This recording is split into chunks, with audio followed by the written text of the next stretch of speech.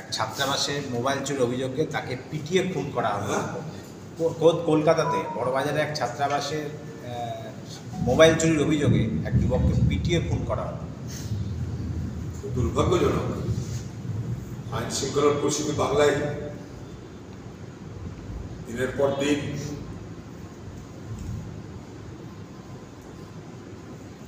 প্রশাসনের হাতছাড়া হয়ে যাচ্ছে বলে আমার মনে হয়।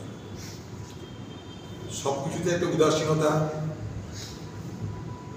আইন শৃঙ্খলার প্রতি যে নজর দেওয়া দরকার সেখানে ঘাটতি, সব মিলিয়ে এই ধরনের অবাঞ্ছিত ঘটনা ঘটছে। দুর্ভাগ্যজনক।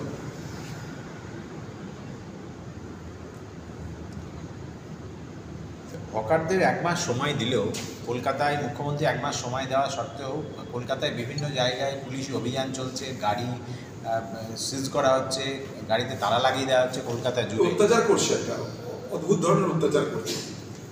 মানে এবার লোকসভায় ভালো রেজাল্ট করার পর হাতির পা দেখছে তৃণমূল।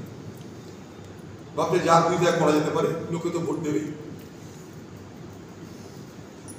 লোকে ভোট দেবে, অতএব যা বুঝে করবার লাইসেন্স হয়ে গেছে।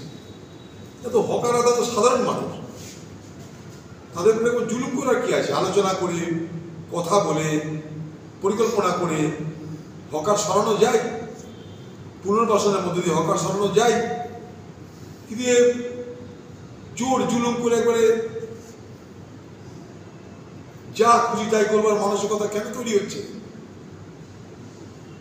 আপনাকে লোকে ভোট দিয়েছে বলে এটা নয় জুলুম করবার লাইসেন্স দিয়েছে। আপনাকে লোকে ভোট দিয়েছে এই কারণে যারা ভালো করে বাংলা চালানোর জন্য। কিন্তু অত্যাচারের মানসিকতা যদি বয়ে নিয়ে চলে তাহলে অত্যাচার তো হবেই। অত্যাচারের মানসিকতা, অত্যাচার করার কিন্তু অত্যাচার তাই চলছে।